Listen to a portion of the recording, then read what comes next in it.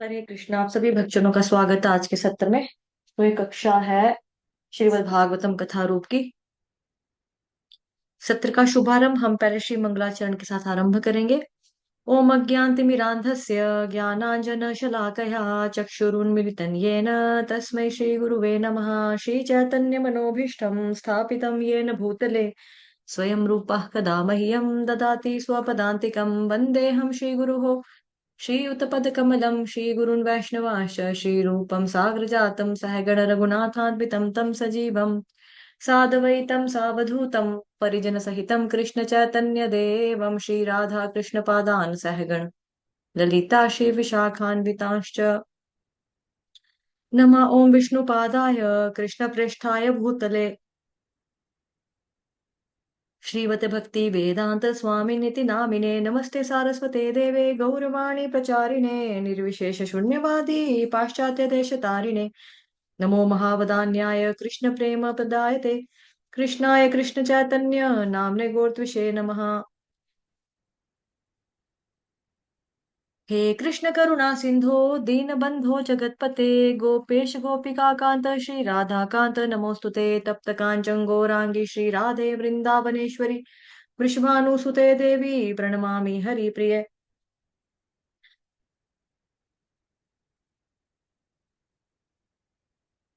वाञ्छाकल्पतरुभ्यश्च कृपा सिन्धुभ्येव च पतितानां पावनेभ्यो वैष्णवेभ्यो नमो नमः। जय श्री कृष्ण चैतन्य प्रभु नित्यानंद श्री अद्वैत गदाधर श्रीवासादि गौर भक्त वृंद। हरे कृष्ण कृष्ण कृष्ण हरे हरे राम राम राम हरे हरे।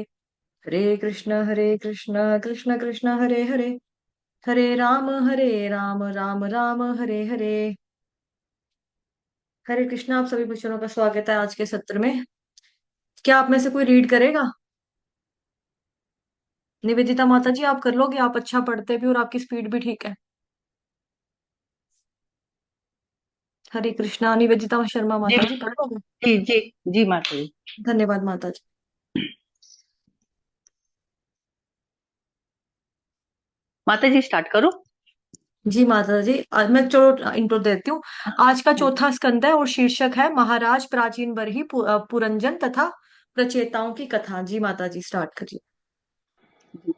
हरे कृष्णा। महाराज प्राचीन बर ही पुरंजन तथा प्रचेताओं की कथा। चौथा स्कंध। विजिताश्व संपूर्ण पृथ्वी का एक छत्र सम्राट बना और उसने अपने चार छोटे भाइयों को विभिन्न दिशाओं का राज्यपाल नियुक्त किया।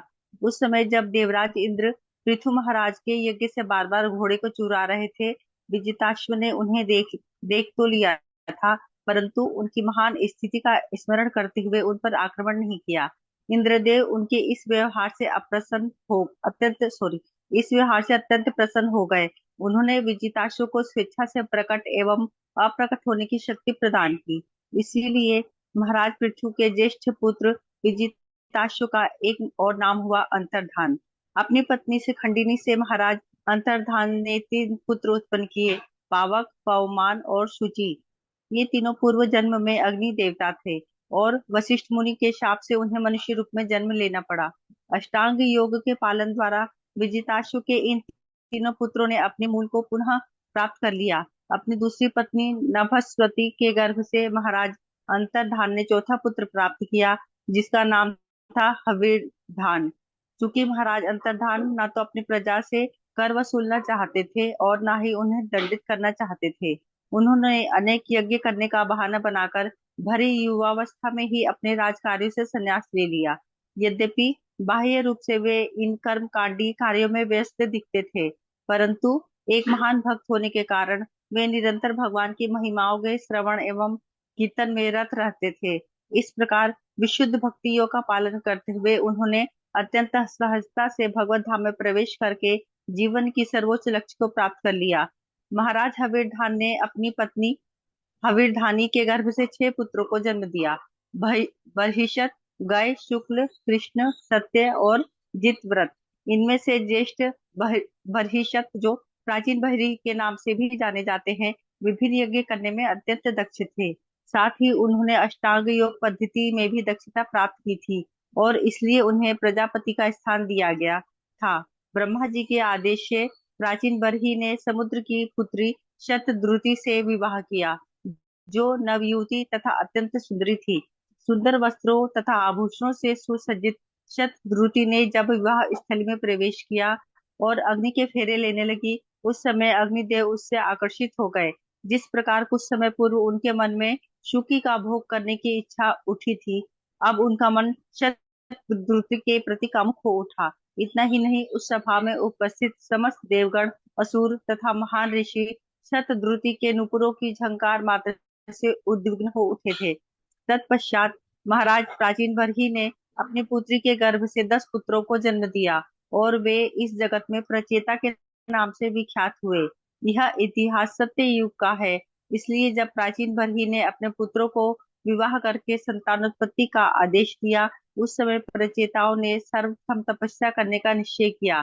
10,000 वर्षों तक तपस्या करने के उद्देश्य से वे वन में चले गए। वन में भ्रमण करते समय वे एक सरोवर के पास पहुंचे। वह सरोवर किसी महात्मा के मन के समान शांत तथा अनुद्विग्न था। इतना ही नहीं, उस सरोवर में निवास करने वाले जलचर भी अत्यंत शांत तथा प्रसन्न दिख रहे थे। विभिन्न रंगों के कमल पुष्प उसके जल में खिले थे। तट पर हंस, चक्रवाक, कारंडव एवं अन्य जल पक्षी विचरण कर रहे थे। फूलों से लदे वृक्षों ने सरोवर को घेरा हुआ था तथा वायु मदमत्त मधुमक्खियों की गुंजार से भरी थी। इस स्वर्गीय वातावरण के साथ साथ प्रचेतागण मधुर संगीत ध्वनि सुनकर विस्मित थे। प्रतीत होता था मानो वे सब विभिन्न वाद्य यंत्र निकट ही कहीं बज रहे थे। तभी अकस्मात उस सरोवर से शिव जी अपने गणों सहित प्रकट हो गए। उनके साथ प्रकट हुए अनेक गायक उनका गुणगान कर रहे थे। शिव जी के शरीर का रंग पिघले हुए सोने के समान दीप्यमान था और उनका कंठ नील वर्ण का था। उनके आकर्षक चेहरे पर 3 नेत्र थे, जो अपने भक्तों पर कृपा पूर्वक दृष्टिपात कर रहे थे।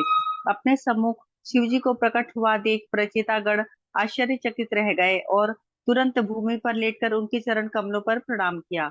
शिव जी इन राजकुमारों से अत्यंत प्रसन्न हो गए। अत्यंत उदारता पूर्वक मुस्कुराते हुए उन्होंने उन 10 भाइयों से कहा, हे प्राचीन बहरी के पुत्रों, तुम्हारा सब प्रकार से मंगल हो। मैं तुम्हारे यहाँ आने के उद्देश्य से भली भांति परिचित हूँ और इसलिए तुम पर कृपा करने के लिए प्रकट हुआ हूँ।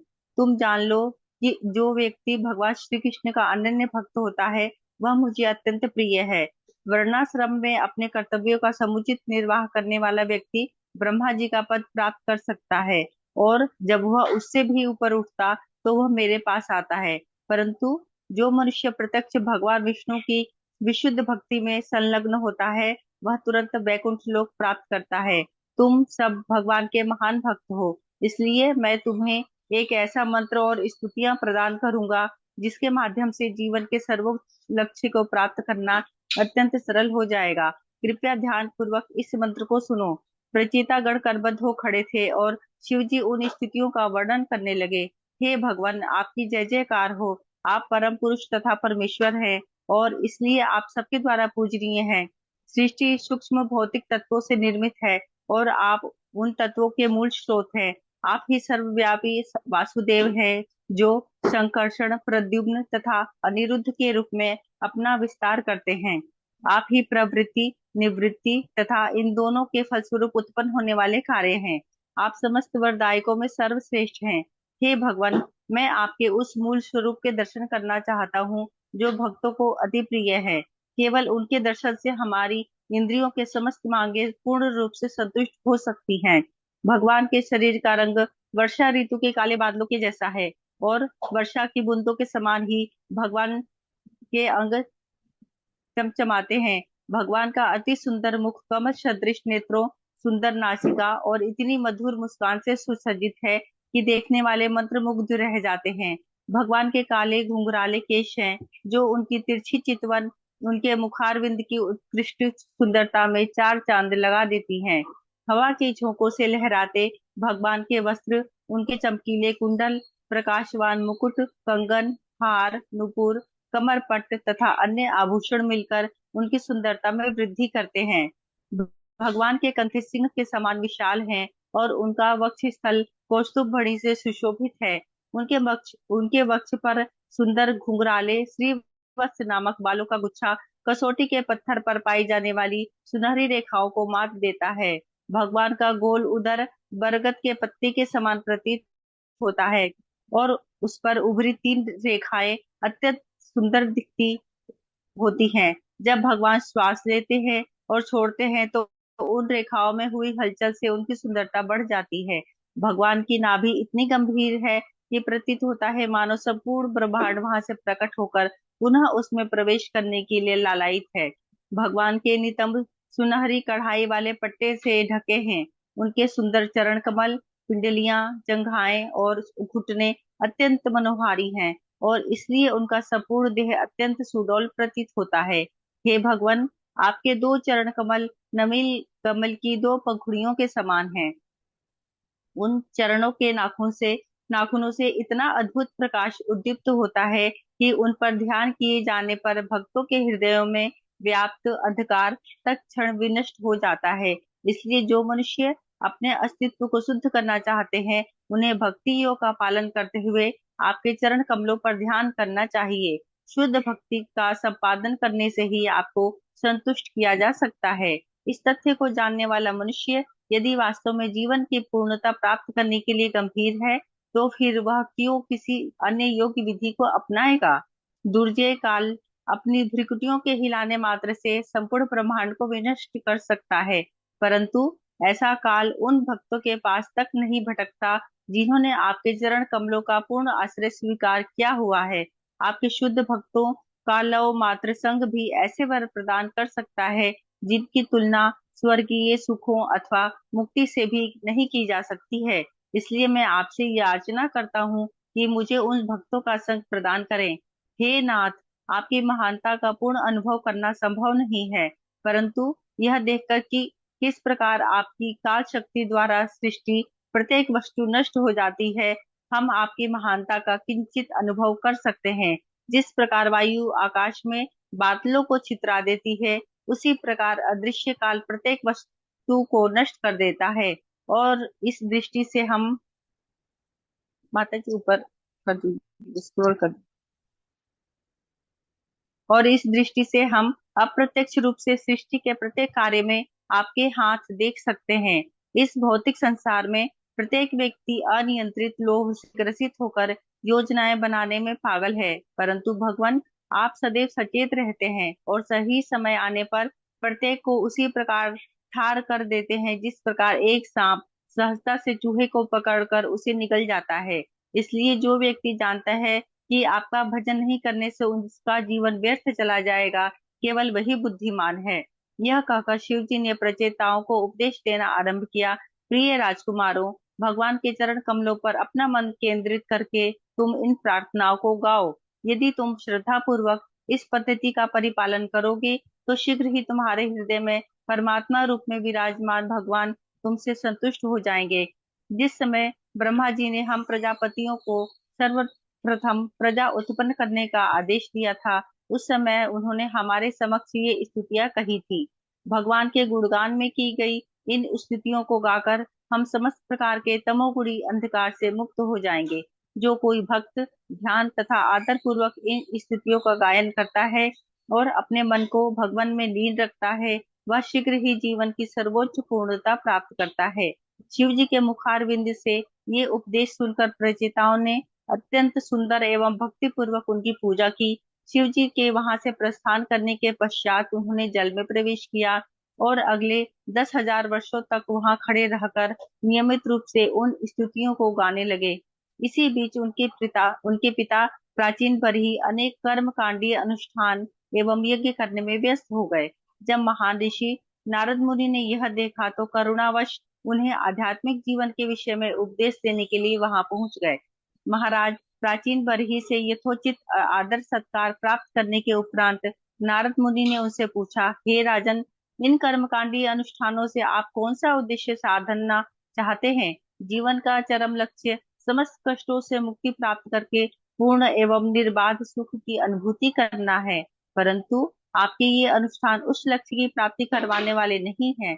राजा ने उत्तर दिया, हे महात्मन, मेरी बुद्धि इन कर्म कांडों में इतनी उलझी हुई है कि मैं जीवन के वास्तविक लक्ष्य का निर्धारण नहीं कर पा रहा हूँ।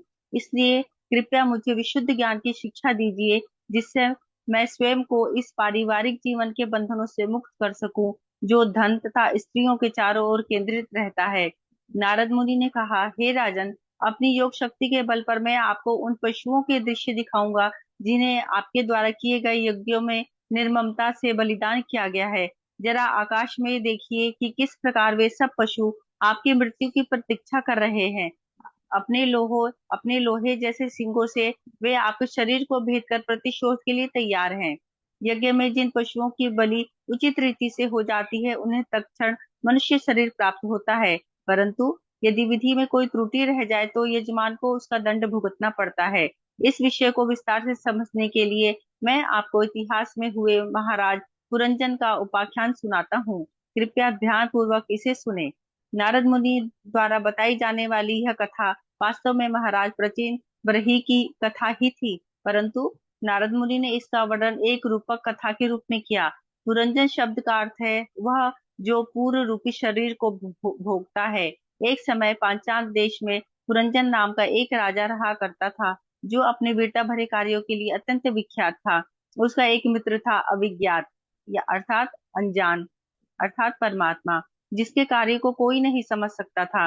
रहने के लिए उपयुक्त स्थान की खोज में राजा पुरंजन ने संपूर्ण विश्व का भ्रमण किया, परंतु फिर भी उन्हें अपना मन प्रिय स्थान नहीं मिला। उनका मन इंद्रिय भोग की असीमित इच्छाओं से भरा था, परंतु जब उन्हें अपनी उन कामनाओं को पूरा करने के साधन नहीं दिखे, तो वे निराश और हताश हो गए।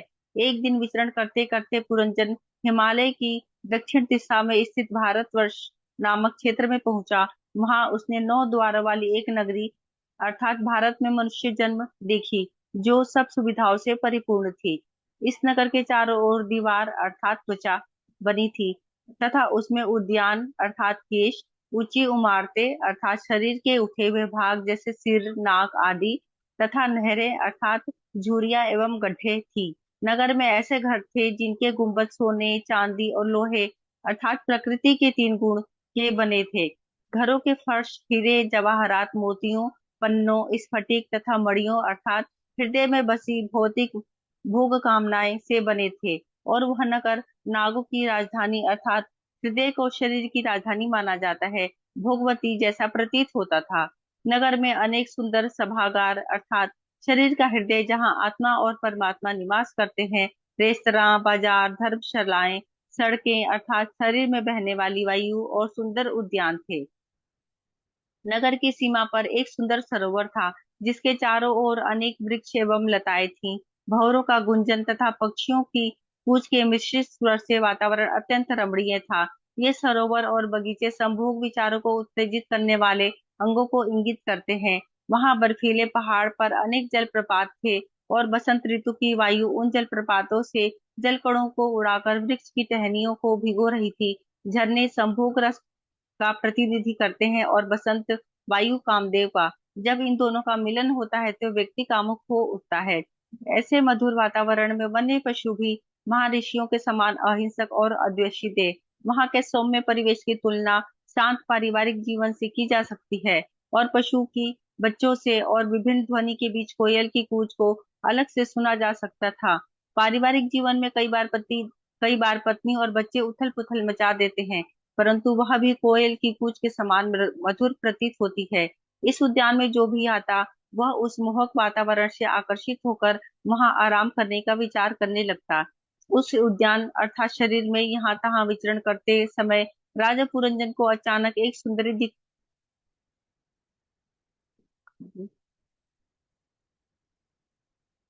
ऊपर हाँ, उस उद्यान अर्थात शरीर में यहाँ तहाँ विचरण करते समय राजा पुरंजन को अचानक एक सुंदरी दिखाई दी, जो निरुद्देश्य वहां भ्रमण कर रही थी। युवावस्था में जब कामेच्छा जागृत होती है, तो पुरुष अपनी बुद्धि के माध्यम से स्त्री की खोज करता है, चाहे वह सक्रिय रूप से करे अथवा अपनी कल्पना से। उस युवती के साथ 10 सेवक थे, अर्थात 5 ज्ञानेंद्रिय और 5 कर्मेंद्रिय, और प्रत्येक सेवक की सैकड़ों पत्नियां अर्थात इंद्रियों की इच्छाएं थी। वह सुंदरी चारों ओर से एक 5 फनी नाग से संरक्षित थी, अर्थात प्राण शक्ति जिसमें 5 प्रकार की वायु होती है, उसकी तुलना अंग रक्षक से की जा सकती है। उसके अभाव में व्यक्ति एक क्षण भी जीवित नहीं रह सकता है। वह युवती आतुरता से एक उपयुक्त पति की खोज कर रही थी। स्त्री बुद्धि का प्रतिनिधित्व करती है, जो चेतना अर्थात पति के बिना कार्य नहीं कर सकती। उस सुंदरी को यहाँ युवती बताया गया है, अर्थात बुद्धि नूतन होनी चाहिए। उस युवती के नाक, दांत और मस्तक अत्यंत सुंदर थे, और उसके कानों में लटकते हुए कुंडल उसके मुख की शोभा बढ़ा रहे थे। भौतिक जीवन में व्यक्ति बुद्धि रूपी शरीर का उपयोग इंद्रिय भोग के विषयों का आनंद लेने के लिए करता है। उस युवती की कटी तथा नितंब अत्यंत सुंदर थे, और उसने पीले रंग की साड़ी पहनी थी। उसकी कमर पर सुनहरी करधनी बंधी थी।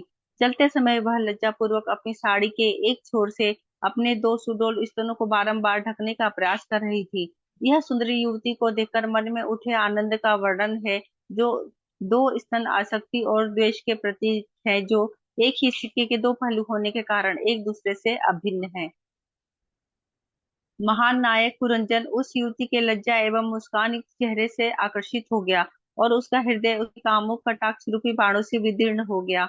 जब कोई व्यक्ति अपनी इंद्रियों का सेवक बनना स्वीकार करता है, तो वह सांसारिक दृष्टि से महान नायक बन जाता है। यदि कोई स्त्री के आकर्षण को सहन कर लेता है, तो वह गोस्वामी अर्थात अपनी इंद्रियों का स्वामी बनकर आध्यात्मिक दृष्टि से महान नायक हो जाता है। पुरंजन पूरी तरह उस युवती पर मंत्र मुग्ध हो गया, और बेबस होकर उससे बातें करने लगा। हे कमल लोचनी, तुम कौन हो और कहाँ से आई हो? तुम्हारे पिता कौन है और तुम यहाँ किस उद्देश्य से विचरण कर रही हो?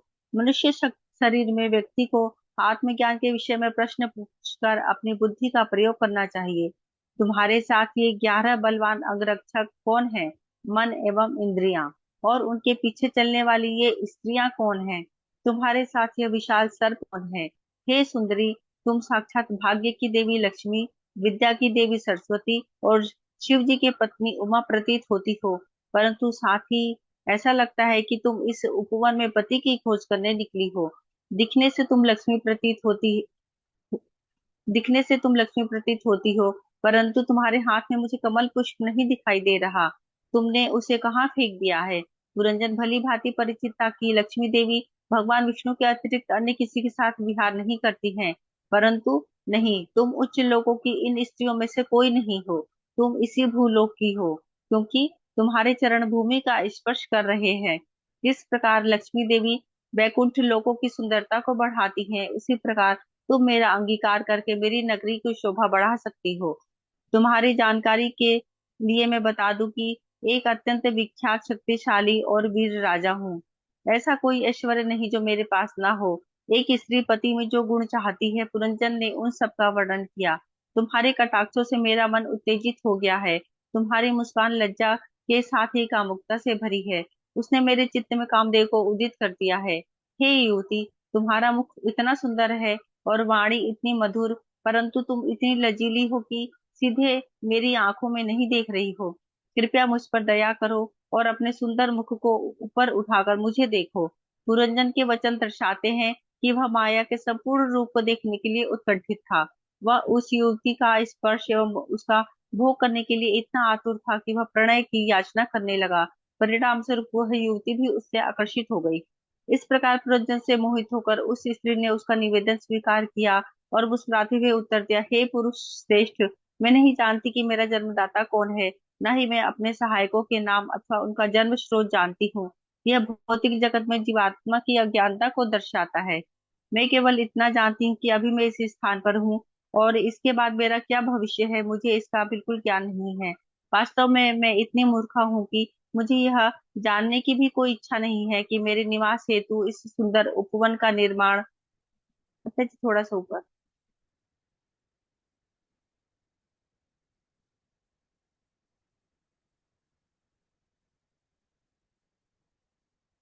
ज्यादा ऊपर हो गए, थोड़ा सा नीचे तक। बस।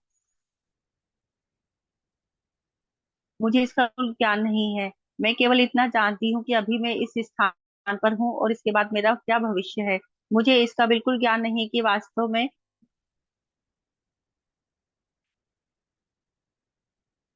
बस। वास्तव में मैं इतनी मूर्खा हूँ कि मुझे यह जानने की भी कोई इच्छा नहीं है कि मेरे निवास हेतु इस सुंदर उपवन का निर्माण किसने किया है। मैं तो बस इतना जानती हूँ कि ये सब स्त्री पुरुष मेरे बंधु हैं, और मेरे सोते समय भी यह सर्प दिन रात इस उपवन की रक्षा करता है। सोते समय भी श्वास प्रक्रिया जारी रहती है। हे नायक, यह मेरा सौभाग्य कि विधाता की इच्छा से आज आप यहाँ आए हैं। मैं जानती हूँ कि आपके हृदय में अपनी इंद्रियों को भोगने की तीव्र कामना है, इसलिए मैं अपने मित्रों के साथ तुम्हें सब प्रकार का भोग देने का भरसक प्रयास करूंगी। स्त्री बुद्धि का प्रतिनिधित्व करती है, जो परमात्मा द्वारा दी जाती है, और पुरंजन बद्ध जीव का प्रतिनिधित्व करता है, जो बुद्धि के माध्यम से अपनी इंद्रियों को संतुष्ट करने के हर संभव प्रयास करता है। मैंने 9 द्वारों वाली इस नगरी की व्यवस्था की है। इसमें रहते हुए तुम 100 वर्षों तक समस्त प्रकार के भोगों का संतोष पर्यंत आनंद ले सकते हो।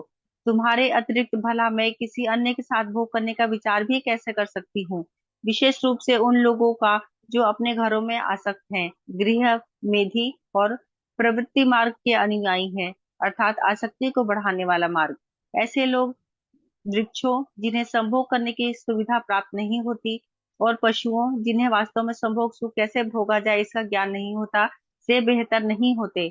दूसरी ओर गृहस्थ जन धर्म, अर्थ और काम के क्षेत्र में सफलता प्राप्त कर सकते हैं, जबकि बेबस ब्रह्मचारी, वानप्रस्थ तथा सन्यासी तथा अन्य निम्न प्राणी इस बात की कल्पना तक नहीं कर सकते कि एक गृहस्थ मैथुन के चारों ओर केंद्रित जीवन में कितना सुख भोगता हो। गृहस्थ जीवन इतना यशस्वी है कि यह न केवल मनुष्य को सुखी बनाता है, अपितु इससे पितर, देवता, ऋषिगण तथा अन्य सब प्राणियों को सुख मिलता है। वास्तव में गृहस्थ जन अपने समस्त भौतिक कर्तव्यों का निर्वाह कर लेते हैं, परंतु अक्सर वे अपने सच्चे कर्तव्य अर्थात भगवान मुकुंद को संतुष्ट करने से चूक जाते हैं। हे वीर, तुम जैसे विख्यात, उदार, बलिष्ठ और सुलभ पति को भला कौन सी युवती स्वीकार नहीं करेगी। वह कौन मूर्ख होगी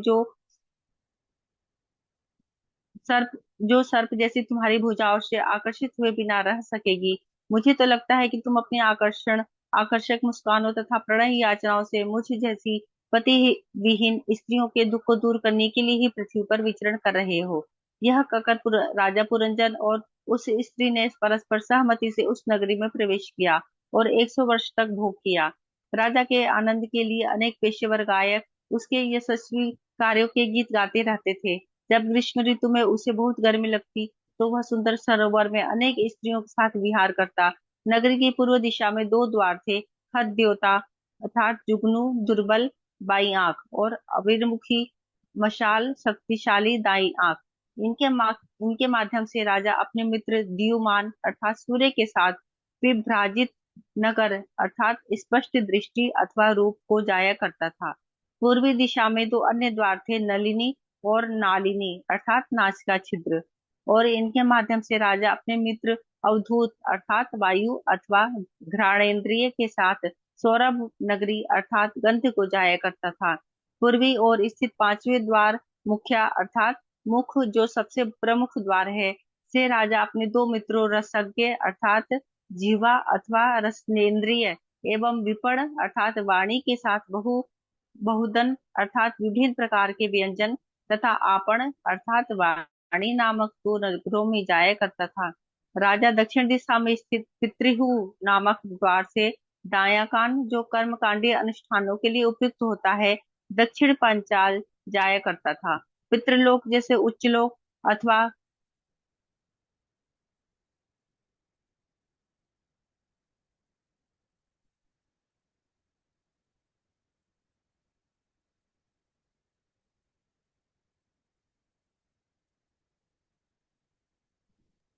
पूर्व वाली लाइन ना माता जी, पितृलोक जैसे उच्च लोक हाँ, अथवा प्रवृत्ति मार्ग। पितृलोक जैसे उच्च लोक अथवा प्रवृत्ति मार्ग की संतुष्टि करने वाला शास्त्र, और इस दौरान उसका मित्र होता था श्रुतधर।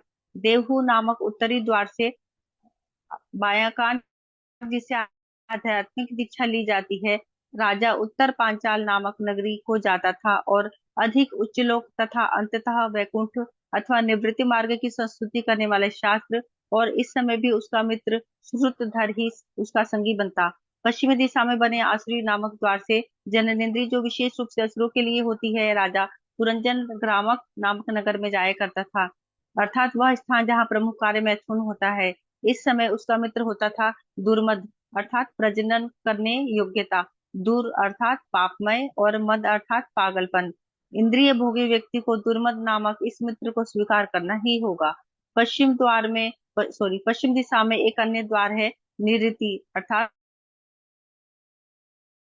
गुदा द्वार है। अत्यधिक भोजन करने वाले लोग कष्ट पूर्वक मल त्याग करते हैं और साधारण लोग इसी द्वार से कष्ट पूर्वक शरीर त्याग करते हैं। इस द्वार से राजा पुरंजन अपने मित्र लुब्धक अर्थात लोभ के साथ मिलकर वैशस अर्थात नरक नामक नगरी में जाया करता था। राजा दो अंधे व्यक्तियों का संग भी करता था। उनके नाम थे निर्वाक और वैशस्कृत अर्थात भुजाएं और पैर, जो ना देख सकते हैं और ना बोल सकते हैं। इन दोनों के साथ राजा अपने विभिन्न कार्य करने के लिए इधर उधर जाया करता था। कई बार वह अपने प्रमुख सेवक विशुचिन अर्थात सब स्थान पर जाने वाला मन के साथ अपने एक गुप्त घर में जाया करता था और अपनी पत्नी एवं बच्चों के संग में वह कई बार भ्रम, कई बार संतुष्टि और कई बार वास्तविक सुख का अनुभव करता, क्रमशः तमो रजो एवं सत्व गुण के परिणाम। भौतिक कार्यों में बंधकर जो मानसिक कल्पनाओं से उत्पन्न होते हैं, पुरंजन पूरी तरह से भौतिक बुद्धि के वश में हो गया और इस प्रकार वह ठगा गया। इतना ही नहीं, उसका पूरा जीवन अपनी पत्नी यानी भौतिक बुद्धि की इच्छाएं पूरी करने में बीत गया।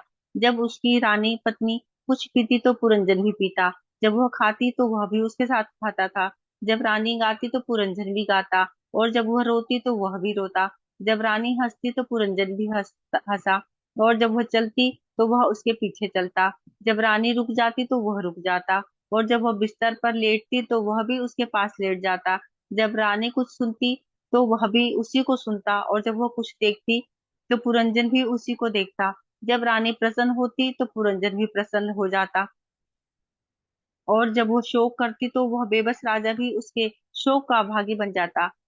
आत्मा मन में स्थित रहती है और मन बुद्धि द्वारा संचालित होता है। इस प्रकार जीवात्मा उसी प्रकार बुद्धि का अनुगमन करता है जिस प्रकार राजा रानी का करता था।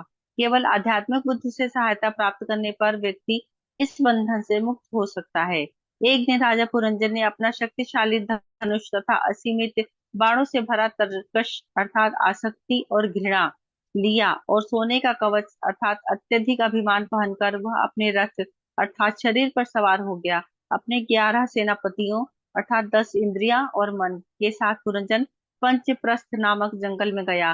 पंचप्रस्थ अर्थात 5 इंद्रियों की 5 विषय वस्तु। यहाँ पुरंजन का जंगल में जाना इंगित करता है कि किस प्रकार व्यक्ति तमोगुण के द्वारा बाध्य होकर पाप कर्मों में प्रवृत्त होता है। पुरंजन के रथ में तेज गति से दौड़ने वाले 5 घोड़े जुते थे अर्थात ज्ञान प्राप्त करने वाली 5 इंद्रियां जो बिना कोई प्रगति किए जीवन पर्यंत दौड़ती रहती हैं। उस रथ की धुरी से 2 पहिए जुड़े थे अर्थात धर्म परायण जीवन तथा पाप परायण जीवन, जो हमारे गंतव्य स्थान तक पहुंचाने में हमारी सहायता करते हैं। रथ पर 3 ध्वजा फहरा रही थी अर्थात प्रकृति के 3 गुण। एक लगाम थी अर्थात मन, एक सारथी अर्थात परमात्मा और अथवा बुद्धि, बैठने का स्थान अर्थात हृदय, 2 डंडे जिनसे घोड़े की रहड़ी बंधी थी अर्थात शोक एवं मोह, द्वंद्व जो हमारे बंधन के कारण है, और 7 आवरण थे त्वचा, मांसपेशियां, मांस, रक्त, मज्जा, अस्थि और वीर्य। राजा ने रथ पर 2 विस्फोटक बाण रखे हुए थे अर्थात मिथ्या और अहंकार के 2 रूप, मैं और मेरा, जो 5 विभिन्न प्रकार से कार्य करते थे, 5 कर्मेंद्रियों के कार्यकलाप। उसके सामने 5 बधाएं थी अर्थात शरीर में घूमने वाली 5 प्रकार की वायु, और वह सोने की सजावटों से सुसज्जित था। यह इंगित करता है कि पुरंजन रजोगुण से अत्यधिक प्रभावित था। इससे स्पष्ट होता है कि किस प्रकार जीवात्मा भौतिक शरीर रूपी पिंजरे में कैद है और प्रकृति के गुणों से बाध्य होकर कार्य करता है। नारद मुनि राजा प्राचीन भविष्य के समक्ष सिद्ध करना चाहते थे कि यद्यपि वे स्वयं को भूत धर्म परायण मानते हैं, वास्तव में वे प्रकृति के 3 गुणों के वशीभूत होकर कार्य कर रहे हैं। विशेष रूप से उनके द्वारा किए जाने वाले पशु यज्ञ उन्हें इसी संसार में बांध कर रखने वाले हैं। सामान्यतया राजा पुरंजन एक क्षण के लिए भी अपनी रानी से अलग नहीं होता था, परंतु जब उसके मन में शिकार पर जाने की तीव्र इच्छा हुई तो रानी के प्रवाह किए बिना ही वह अकेला ही वन में निकल गया अर्थात पुरंजन अन्य स्त्रियों के शिकार में निकला था। अत्यधिक घमंड और कामुक इच्छाओं के आश्रित प्रभाव से ग्रस्त पुरंजन का हृदय अत्यंत कठोर और निर्दयी हो गया और वह अपने तीक्ष्ण बाणों से बिना कोई विचार के निरीह पशुओं का वध करने लगा। यह निर्विवाद है कि क्षत्रियों को कुछ पशुओं की हत्या करने तथा यज्ञ में उनकी आहुति देने के पश्चात उनका मांस खाने की अनुमति है, परंतु इस नियम का वास्तविक उद्देश्य रजो एवं तमोगुणी मूर्ख लोगों द्वारा की जाने वाली अनियंत्रित हिंसा पर अंकुश लगाना है। जब दयालु स्वभाव के लोगों ने देखा कि किस प्रकार राजा पुरंजन अकारण पशुओं को पीड़ा दे रहा है, तो उनका हृदय विदीर्ण हो उठा। अंततः अनेक खरगोश, सुअर, भैंस, काले हिरण, शाही एवं अन्य पशुओं का वध करने के बाद पुरंजन थक गया। भूख प्यास से व्याकुल उसने अपने महल लौट जाने का निश्चय किया। जब किसी व्यक्ति जब किसी व्यक्ति का विवेक जागृत होता है और वह अपने पापों को स्पष्ट देखने लगता है, उस समय उसकी सद्बुद्धि लौट आती है। घर लौटकर पुरंजन ने स्नान किया, भरपेट भोजन किया और फिर सोने चला गया।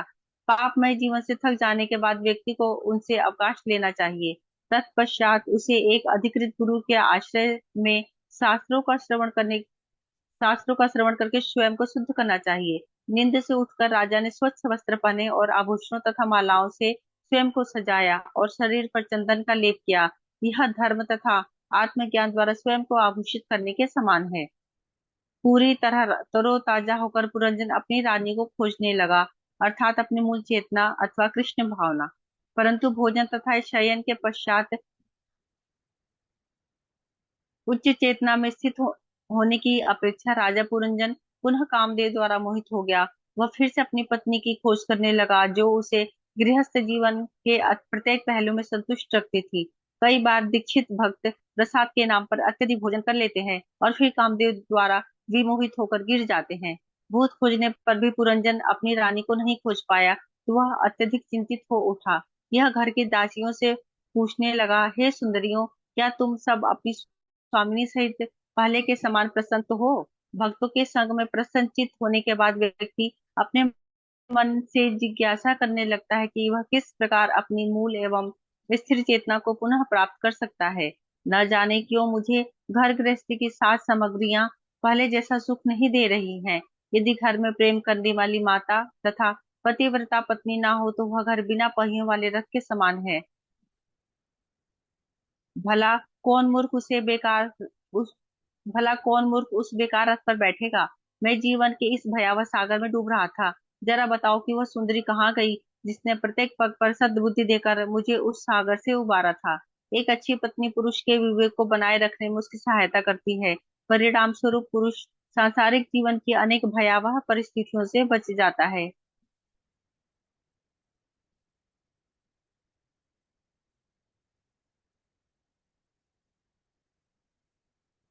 दासियों ने उत्तर दिया, हे प्रजापालक, उस ओर देखिए। आपकी पत्नी भूमि पर लेटी हुई है और हम नहीं जानती कि उस उनकी इस दशा का क्या कारण है।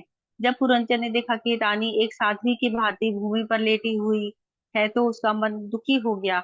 उससे पश्चाताप होने लगा कि शिकार जैसे पाप कार्य करने के लिए उसने अपनी अच्छी बुद्धि की उपेक्षा की। अत्यंत खिन्न अवस्था में उसने मधुर शब्दों द्वारा अपनी पत्नी को शांत करने के भरसक प्रयास किए। अक्सर उपेक्षित स्त्री क्रोधित हो जाती है, परंतु आश्चर्यजनक रूप से रानी जरा भी क्रोधित नहीं थी। चाटुकरी में पटु राजा भी अपने उद्देश्य में अडिग रहा और धीरे धीरे अपनी पत्नी को समझाने लगा। सबसे पहले उसने उनके पैर छुए और फिर उसका प्रगाढ़ आलिंगन किया। अंततः उसने उसे अपनी गोद में बैठा लिया और कहा, अपने पूर्व पाप कार्यों पर सच्चा पश्चाताप करने के पश्चात व्यक्ति को चाहिए कि वह गुरु के चरणों का स्पर्श करके अपनी चेतना को कृष्ण भावना के स्तर तक ऊपर उठाए और फिर भक्ति का निरूपण करते हुए गुरु को प्रसन्न करे। हे प्रिया, यदि एक स्वामी किसी सेवक को स्वीकार करता है परंतु उसके दोषों के लिए उसे दंडित नहीं करता, तब यह मानना चाहिए कि वह सेवक अत्यंत ही दुर्भागा है। जब स्वामी सेवक को दंडित करता है, तो सेवक को चाहिए कि उस दंड को स्वामी की विशेष कृपा के रूप में देखे और उस पर क्रोधित ना हो। एक स्त्रैण पति अपनी पत्नी के बाह्य सौंदर्य से आकर्षित होकर उसका परम आज्ञाकारी दास बनने का प्रयास करता है। हे शुभांगी, कृपया अपने क्रोध को त्याग दो और प्रेम भरी दृष्टि से केवल एक बार मेरी ओर देखो। जब मैं तुम्हारे सुंदर मुस्कुराते हुए चेहरे को देखता हूँ और तुम्हारी मधुर वाणी सुनता हूँ, तो मैं पूरी तरह मोहित होकर तुम्हारे ऋणी बन जाता हूँ। पुरंजन अपनी पत्नी की मूल सुंदरता को जागृत करने का प्रयास कर रहा है। उसी प्रकार व्यक्ति को अपनी मूल कृष्ण भावना को जागृत करने का प्रयास करना चाहिए, जो अत्यंत सुंदर है। और यदि किसी ने तुम्हारे हृदय को चोट पहुंचाई है, तो मैं उसे तत्क्षण दंडित करने के लिए तैयार हूँ, बशर्ते वह ब्राह्मण अथवा वैष्णव नहीं हो। हे मनस्विनी, मैंने कभी भी तुम्हारे मुख को बिंदी एवं अंगराग आदि से विहीन नहीं देखा, और ना ही मैंने तुम्हें कभी इतना निस्तेज और निराश नहीं देखा। जब व्यक्ति की चेतना श्री कृष्ण के विचारों से नहीं सजी होती, तो वह निराश और निस्तेज हो जाती है। अपनी पापमयी इच्छाओं के कारण मैं तुम्हारी अनुमति के बिना जंगल में चला गया। ऐसा करके निश्चित ही मैंने तुम्हारे प्रति अपराध किया है। अब तुम मुझे अपना दास ही समझो और मेरे साथ अनचाहा व्यवहार करो। बस मुझसे प्रसन्न हो जाओ। मैं अत्यंत दुखी हूँ और कामदेव के बाणों से मर्माहत। मेरा मन काम वासनाओं से भर गया है। भला ऐसी कौन सी सुंदरी होगी जो अपने कामुक पति को छोड़कर उसके साथ सहवास करने से मना करेगी। इस प्रकार अपने पति को भ्रमित करके तथा उसे अपने नियंत्रण में लाकर रानी स्नान करने चली गई। उसने सुंदर वस्त्र पहने और भोजन करके पुरंजन के पास लौट आई। अपनी रूपवती पत्नी के मनोहारी मुख को देखकर राजा पुरंजन ने आदर पूर्वक उसका स्वागत किया, और रानी ने भी प्रेम पूर्वक उसे गले लगा लिया। तत्पश्चात एक एकांत स्थान में रानी ने पुरंजन के साथ संभोग करके उसे पूरी तरह संतुष्ट कर दिया। जब व्यक्ति की बुद्धि का सदुपयोग होता है तो बुद्धि एवं बुद्धिमान व्यक्ति दोनों संतोषजनक रूप से एक दूसरे का आनंद लेते हैं। अपनी कमनीय पत्नी से विमोहित होकर पुरंजन की बुद्धि नष्ट हो गई, और वह भूल गया कि किस प्रकार एक एक दिन करके उसका संपूर्ण जीवन व्यर्थ ही बीता जा रहा है। जंगल में शिकार खेलने के पश्चात, जो पाप भरे जीवन का सूचक है, राजा पुरंजन धर्मपरायण गृहस्थ जीवन बिताने के लिए अपने घर लौटा। परंतु यदि गृहस्थ जीवन में व्यक्ति मैथुन से अधिक आसक्त हो जाता है, तो वह सांसारिक जीवन की गहराइयों में गिरता चला जाता है। अत्यधिक मोहग्रस्त होने के कारण पुरंजन सदैव अपनी पत्नी की भुजाओं में लेटा रहता। अपने पति को ही अपने जीवन का सर्वस्व मानकर उसने आत्म साक्षात्कार की पूरी तरह उपेक्षा कर दी। स्त्री को प्रमदा भी कहा जाता है। इसके दो अर्थ हैं, प्राणों का संचार करने वाली अथवा पागल करने वाली। दूसरे शब्दों में एक सुंदर पत्नी उत्थान तथा पतन दोनों का कारण बन सकती है। कामुक चित्त के साथ पुरंजन ने अपनी पत्नी पुरंजनी के गर्भ से 1100 पुत्र तथा 110 पुत्री उत्पन्न की, और इस प्रकार उसकी युवा अवस्था ऐसे बीत गई मानो एक क्षण ही बीता हो। फिर अपने वंश को बढ़ाने की इच्छा से पुरंजन ने अपने सब बच्चों का विवाह कर दिया, जिससे शीघ्र ही पांचाल नगरी उसके पोते नातियों से भर जाए। वह नगर पुरंजन के शरीर का प्रतिनिधित्व करता है, जो उसके पुत्र सॉरी और उसके पुत्र पौत्र उसके पाप एवं पुण्य कर्मों के फलों का। दूसरे शब्दों में, जब जीवात्मा मैथुन जीवन से आकर्षित हो जाता है, तो वह सैकड़ों हजारों कर्मों तथा उनके फलों में पंथ जाता है। जैसे जैसे उसके पुत्र पौत्र बड़े होने लगे, वे मिलकर पुरंजन की उस धन संपत्ति को व्यर्थ कार्यों में लुटाने लगे, जिससे वह बहुत अधिक आसक्त था। नारद मुनि ने कहा, हे महाराज, प्राचीन बरहिषत, आपके ही समान राजा पुरंजन भौतिक इच्छाओं के जंजाल में फंसा हुआ था। परिणाम स्वरूप वह यज्ञों के द्वारा अनेक देवी देवताओं की पूजा करता तथा पशु बलि से जुड़े होने के कारण इनमें से अधिकांश यज्ञ अत्यंत जघन्य थे। नारद मुनि एक वैष्णव थे।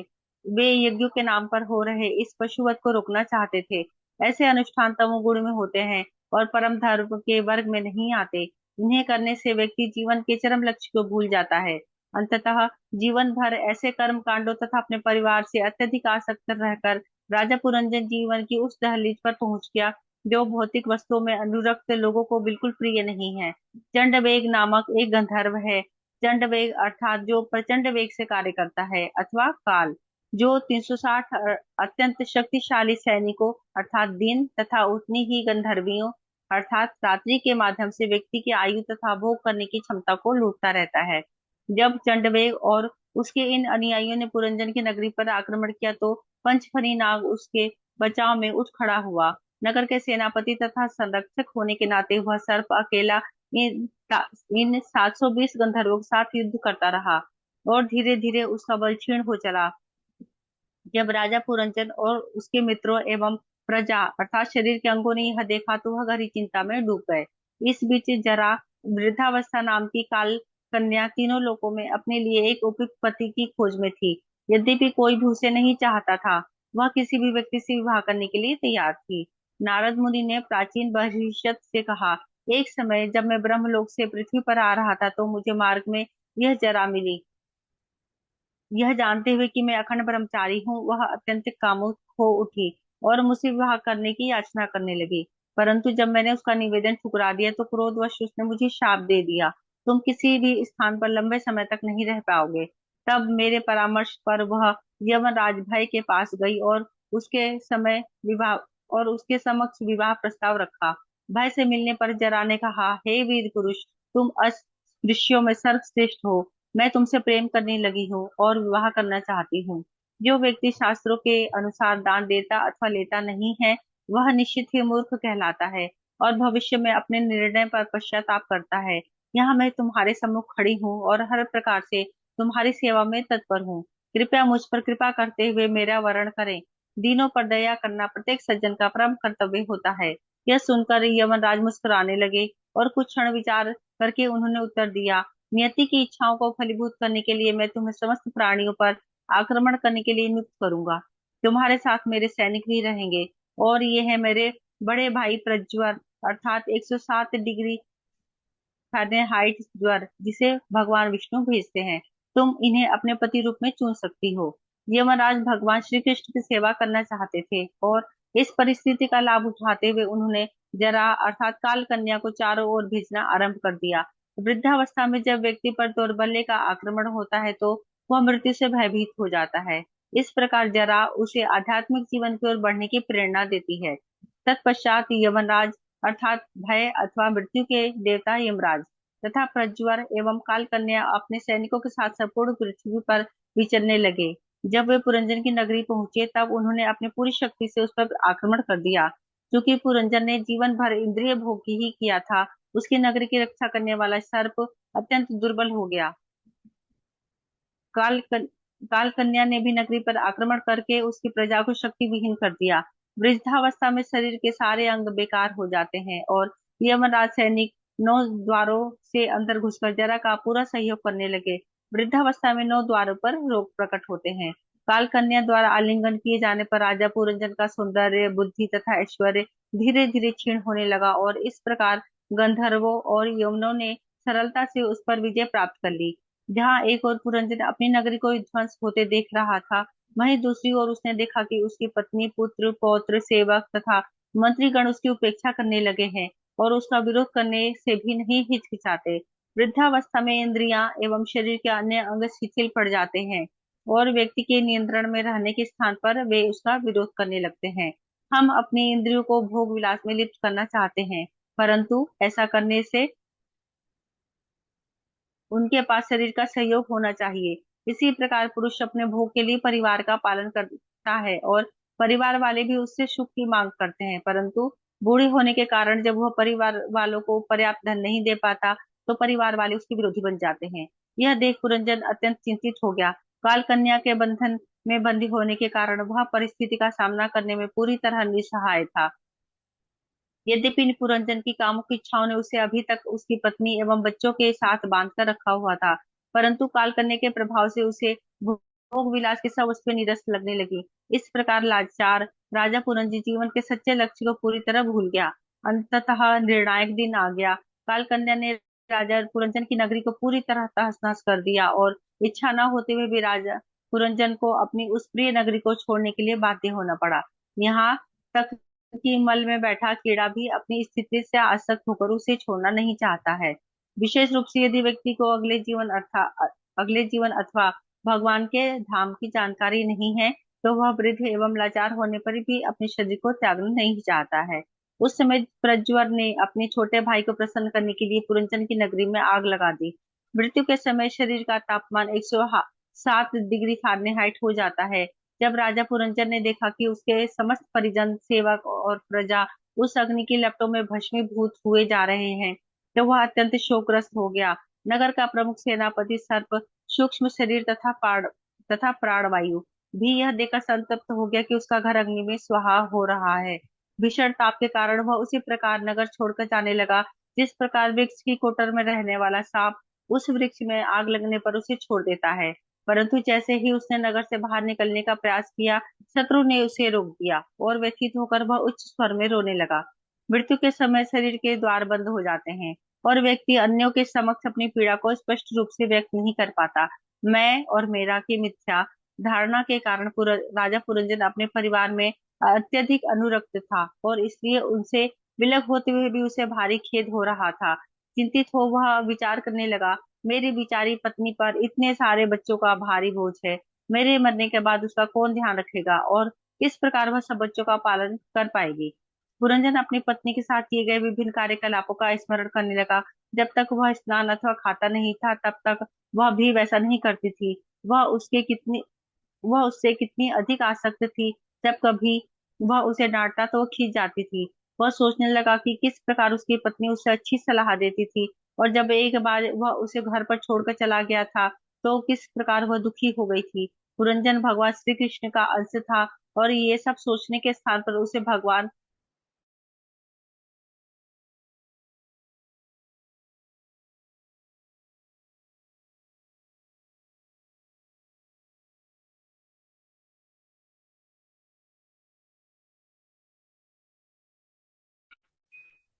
हरे कृष्णा। हाँ जी, आवाज आ रही है। हाँ माता जी, यहाँ से पढ़ना परंतु पुरंजन भगवान श्री कृष्ण का अंश था। पुरंजन भगवान श्री कृष्ण का अंश था, और ये सब सोचने के स्थान पर उसे भगवान का स्मरण करना चाहिए था। दुर्भाग्यवश जब वह अपनी पत्नी और बच्चों का स्मरण करते हुए उनके भविष्य की चिंता कर रहा था, उसी समय यवनराज उसे बंदी बनाने के लिए आ पहुंचा। जब यवन सैनिक पुरंजन को न्यायालय में ले जाने के लिए बांध रहे थे, तब पुरंजन के संबंधी दुखी हो गए। उन्हें भी अपने स्वामी के साथ जाने के लिए बाध्य होना पड़ा। जब यमदूत किसी जीव को ले जाते हैं तो उसकी प्राणवायु, इंद्रियां, इच्छाएं और पूर्व कर्मों के फल उसके ही साथ जाते हैं। जैसे ही राजा और उसकी प्रजा नगर से बाहर निकली, वह नगर तुरंत विखंडित होकर मिट्टी में मिल गया। परंतु यमराज उसे परंतु यमराज द्वारा घसीट कर ले जाए जाने पर भी अज्ञानतावश पुरंजन को अपने सर्वप्रिय मित्र एवं हितैषी परमात्मा का स्मरण नहीं हुआ। पुरु पुरंजन की असहाय स्थिति को देखकर वहां वे सब पशु आ पहुंचे जिनकी विभिन्न यज्ञों में पुरंजन ने बलि दी थी। उन्होंने पुरंजन पर धावा बोल दिया और अपने तीक्ष्ण सींग उसके शरीर में भोंकने लगे। पुरंजन को लगा मानो कोई उस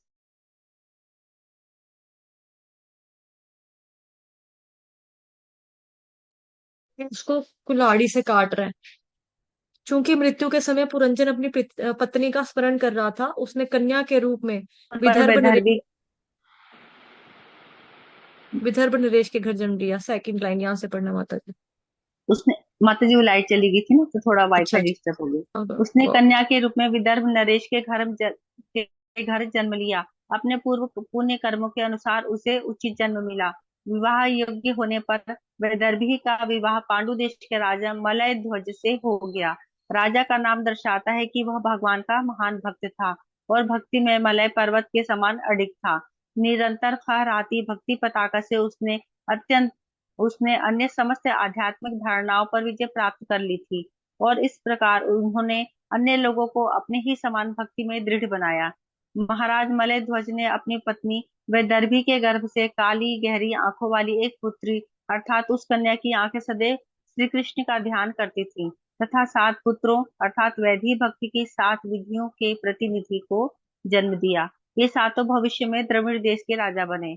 मलय ध्वज के पुत्रों ने हजारों पुत्रों को जन्म दिया, और उन्होंने मनु के पूरे जीवन काल तथा उसके बाद भी पृथ्वी पर शासन किया। महान ऋषि अगस्त्य अर्थात वह मन जो इंद्रियों को नियंत्रण में रखता है, ने मलय ध्वज की पुत्री जो भक्ति पथ का प्रतिनिधित्व करती है से विवाह किया। इन दोनों ने दृढ़च्युत अर्थात अपनी दृढ़ता के कारण कभी न गिरने वाला नामक पुत्र को जन्म दिया, और दृढ़च्युत ने इध्मवाह को जन्म दिया, वह जो गुरु के लिए लकड़ी उठाए। दूसरे शब्दों में, जब नियंत्रित इंद्र द्वारा भक्ति की जाती है तो व्यक्ति गुरु को संतुष्ट करने के लिए पूरी तरह दृढ़ हो जाता है। कुछ समय पश्चात राजा मलय ध्वज ने अपने पुत्रों में अपने राज्य का बंटवारा कर दिया, और एकाग्र चित्त से भगवान श्री कृष्ण का भजन करने के लिए कुलाचल नामक एकांत स्थान में निवास करने लगे। जब शिष्य परिपक्व एवं प्रचार के योग्य हो जाते हैं तो गुरु को चाहिए कि वह संसार को उनमें विभाजित करके स्वयं सक्रिय सेवाओं से निवृत्त हो जाए, एवं पुस्तकों के लेखन एवं निर्जन भजन को अपना प्रमुख लक्ष्य बनाए। यद्यपि महारानी वैदर्भी अपने पुत्रों के साथ राजमहल में सुखपूर्वक रह सकती थी, उसने वन में अपने पति का अनुगमन करने का निश्चय किया। इसी प्रकार कुछ अंतरंग शिष्यों को गुरु के निर्जन भजन में सेवा करने के लिए उनके साथ जाना चाहिए।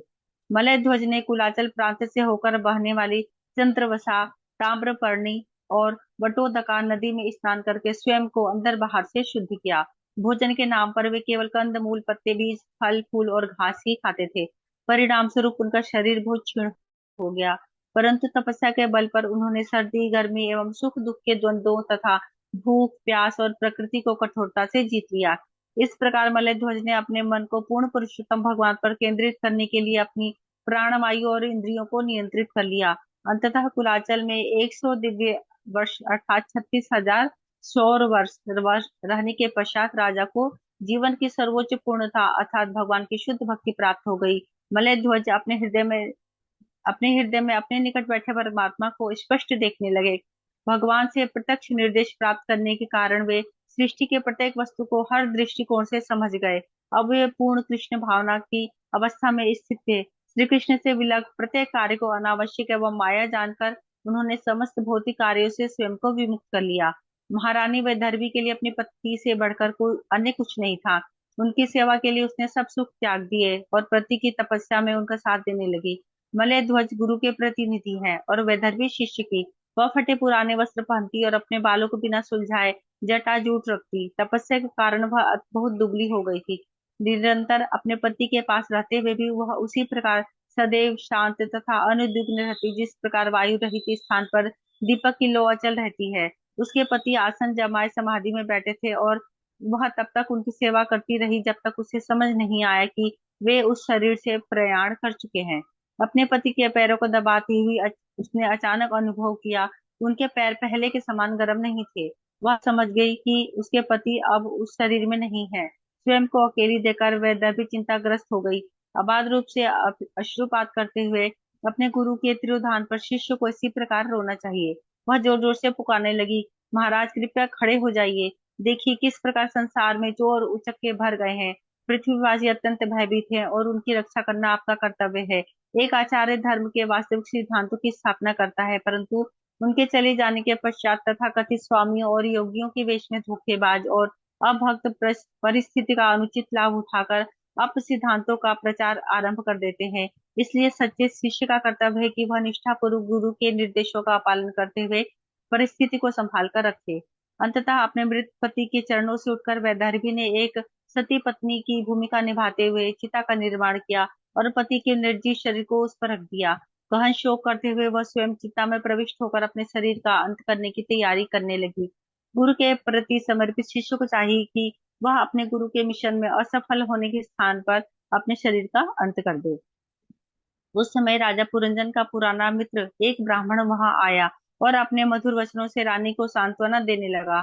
यह ब्राह्मण परमात्मा का प्रतिनिधि है जो जीवात्मा को भौतिक भोग के साधन प्रदान करता है, परंतु उचित अवसर आने पर परमात्मा जीवात्मा को इस बात का ज्ञान भी देते हैं कि वह इस मायावी सुख को त्याग कर उनकी शरण ले। ब्राह्मण के रूप में भगवान का प्राकट्य दर्शाता है कि जब तक कोई व्यक्ति उच्चावस्था पर स्थित नहीं होता तब तक वह भगवान के प्रत्यक्ष दर्शन नहीं कर सकता है। परंतु जिस स्तर तक शिष्य अपने गुरु के मिशन को स्वीकार करता है, उस स्तर तक वह भगवान के दर्शन के योग्य बनता है। दूसरे शब्दों में वह गुरु के निर्देशों में भगवान का संग प्राप्त करता है। ब्राह्मण ने पूछा, तुम किसकी पत्नी अथवा पुत्री हो? या भूमि पर लेटा हुआ पुरुष कौन है? प्रतीत होता है कि तुम इस मृत शरीर पर शोक कर रही हो। स्त्री ने उत्तर दिया कि वे उसके गुरु हैं और उनकी अनुपस्थिति में वह अपने कर्तव्य के प्रति भ्रमित है। ऐसी परिस्थिति में यदि कोई भक्त गंभीर है और गुरु के निर्देशों का पालन करने से शुद्ध हो चुका है, तो परमात्मा हृदय के भीतर से उसे प्रत्यक्ष दिशा निर्देश देते हैं। क्या तुमने मुझे पहचाना नहीं? मैं तुम्हारा सनातन मित्र हूँ और पहले भी अनेक बार तुमने मुझसे परामर्श किया है। चाहे तुम मुझे पहचानो, चाहे तुम मुझे ना पहचानो, परंतु क्या तुम भूल गई कि तुम्हारा एक बहुत ही अंतरंग मित्र था?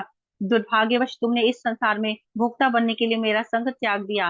हे मित्र, हम दोनों की मित्रता चिरकालीन है। हम दोनों मानस सरोवर अर्थात एक ही हृदय में एक साथ रहने वाले दो हंस हैं। परंतु यद्यपि हम दोनों लाखों वर्षों तक एक साथ रहे हैं, हम अपने मूल घर से बहुत दूर हैं। क्योंकि तुमने मेरा त्याग कर दिया है, तुमने इस भौतिक संसार जिसका निर्माण बहिरंगी माया ने किया है, में नाना रूप स्वीकार किए हैं और विविध योनियों में भ्रमण करते हुए अधिकाधिक भौतिकवादी बन गए हो।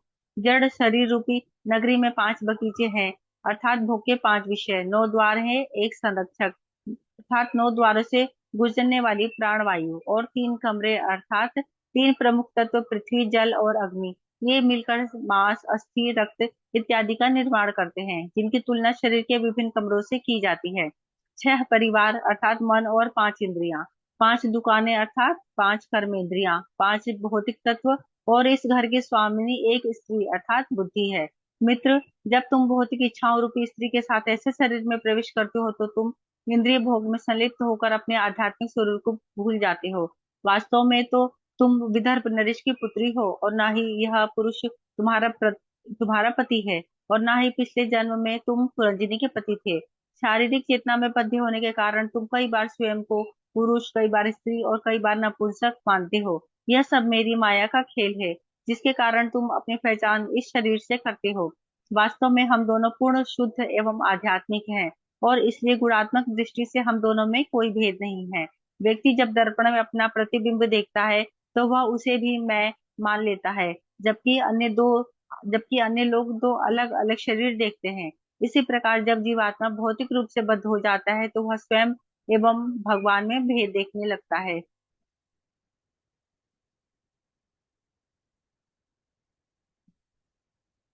नारद मुनि ने प्राचीन नारद मुनि ने राजा प्राचीन बरही से कहा, हे राजन, तुम्हें आत्मज्ञान प्रदान करने के उद्देश्य से मैंने तुम्हें पुरंजन का यह उपाख्यान सुनाया है, और इसके द्वारा अप्रत्यक्ष रूप से भगवान को समझा जा सकता है। भगवान को प्रत्यक्ष रूप से समझने के लिए भक्ति योग का मार्ग है, जिसमें भगवान की लीलाओं को सुनने तथा सुनाने पर महत्व दिया जाता है। ऐसे लोग जिनके चित्त में भगवान की लीलाओं को सुनने की रुचि जागृत नहीं हुई है, वे भगवान को नहीं समझ सकते। इस प्रकार के लोग पुराणों की ऐसी कथाओं को, जिनमें से कुछ सत्य इतिहास होती हैं, कुछ काल्पनिक, आसानी से समझ जाते हैं। चाहे ये कथाएं सच्ची हों अथवा काल्पनिक, इन कथाओं के सार को समझना महत्वपूर्ण है, और इन्हें समझकर बद्ध जीव भक्ति में संलग्न हो जाता है। महाराज प्राचीन बरही ने कहा, हे प्रभु, मैं राजा पुरंजन की कथा के निष्कर्ष को पूरी तरह नहीं समझ सका हूँ। भौतिक कार्यों एवं कर्म कांड में उलझे मुझे जैसे लोगों के लिए इन उपदेशों गुण के अर्थ को समझना अत्यंत कठिन है। यह सुनकर श्री नारद मुनि ने कहा, राजन, इतना समझ लो कि पुरंजन अपने कर्मों के अनुसार विभिन्न शरीरों में स्थानांतरित होता है। कई बार एक पैर वाले भूत, कई बार 2 पैर वाले, और 3 पैर वाले अर्थात वृद्धावस्था में व्यक्ति लाठी के सहारे चलता है। 4 पैर वाले, अनेक पैर वाले अथवा बिना पैर वाले अर्थात रेंगने वाले जीव। शरीर में जीवात्मा का वह अनजान मित्र स्वयं भगवान है। जब बद्ध जीव प्रकृति के गुणों का पूर्ण रूपेण भोग करना चाहता है, अर्थात जब वह अपनी समस्त इंद्रियों को भोगना चाहता है, तो वह मनुष्य अथवा देवता के शरीर की कामना करता है, क्योंकि इन्हीं शरीरों में समस्त इंद्रियों के लिए भोग विषय उपलब्ध है। प्रमदा का अर्थ भौतिक बुद्धि अर्थात अज्ञानता से है, क्योंकि जब व्यक्ति ऐसी बुद्धि का आश्रय लेता है तो वह अपनी पहचान भौतिक शरीर से करता है, और इंद्रिय भोग के चारों ओर केंद्रित जीवन यापन करते हुए सुख दुख भोगता है। 10 इंद्रियां पुरंजनी की पुरुष मित्र हैं, और उनके कार्य उनकी सखियां हैं। सर्प प्राण वायु है, जो 5 रक्त संचार यंत्रों में कार्य करती हैं। जीवात्मा प्राण वायु के बीच में स्थित होता है, जो संचारित होने के लिए 5 प्रकार से कार्य करती हैं। 11वां सेनापति अर्थात मन समस्त इंद्रियों का प्रमुख है। जिस प्रकार कई बार बड़ी जायदाद का कार्यभार किसी प्रबंधक को सौंप दिया जाता है, उसी प्रकार वृद्धावस्था में व्यक्ति अपना जीवन अपने मन के हाथों में सौंप देता है। यदि मन प्रशिक्षित है तो वह हमारा मित्र है, अन्यथा शत्रु है। यदि स्वामी को अपनी जायदाद के लिए अच्छा प्रबंधक मिल जाता है तो उसकी जायदाद फलती फूलती है, परंतु यदि प्रबंधक ही चोर है तो सब कुछ नष्ट हो जाता है। और पंचाल राज्य वह वातावरण है जिसमें 5 विषय वस्तु का भोग किया जाता है। पंचाल राज्य में ही 9 द्वारों वाली शरीर रूपी नगरी है। नारद मुनि ने राजा प्राचीन भरी को विस्तार पूर्वक समझाया कि किस प्रकार जीवात्मा 9 द्वारों से गुजरता हुआ बाह्य भौतिक जगत का भोग करने का प्रयास करता है, और किस प्रकार जीवात्मा की इस वृद्धावस्था की तुलना एक रस से की गई है। तब नारद मुनि ने समझाया कि किस प्रकार मृत्यु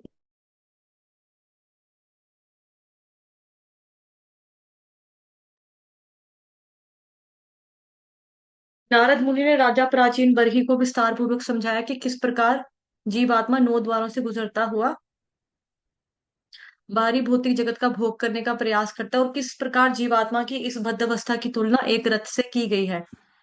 तब नारद मुनि ने समझाया कि किस प्रकार मृत्यु की बहन का कन्या कि किस प्रकार मृत्यु की बहन कालकन्या जो वृद्धावस्था को दर्शाती है, जीवात्मा के अंतिम समय में अपने सैनिकों सहित उस पर आक्रमण करती है और उसके शरीर एवं मन का अनेक प्रकार से व्यथित छोड़ देती है। अंत में नारद मुनि ने कहा, अपनी छोटी सी स्वतंत्रता का दुरुपयोग करने से जीवात्मा अपने परम स्वामी श्री भगवान को भूल जाता है और प्रकृति के गुणों में बंध जाता है। अपनी पहचान शरीर के साथ करने के कारण वह प्रकृति के गुणों के अनुसार कार्य करता है। फलस्वरूप उसे एक के बाद एक विभिन्न शरीरों में डाला जाता है। उसकी स्थिति उस भूखे कुत्ते के समान हो जाती है जो रूखे सूखे भोजन की भीख मांगता हुआ दर दर भटकता है। अपनी नियति के अनुसार कई बार उसे मार पीट कर भगा दिया जाता है और कई बार उसे खाने के लिए कुछ टुकड़े मिल जाते हैं। अपनी इच्छाओं से बंधकर जीवात्मा विभिन्न योनियों में भ्रमण करता है और इस प्रकार कई बार उसे उच्च जन्म मिलता है और कई बार अत्यंत निम्न। जीवन के इस घोर संघर्ष में वह अपने दुखों को समाप्त करने का अत्यंत प्रयत्न करता है, परंतु ये सब उसके कष्टों को अधिकाधिक बढ़ाते ही हैं। यह उसी प्रकार है जिस प्रकार सिर पर बोझा उठाया व्यक्ति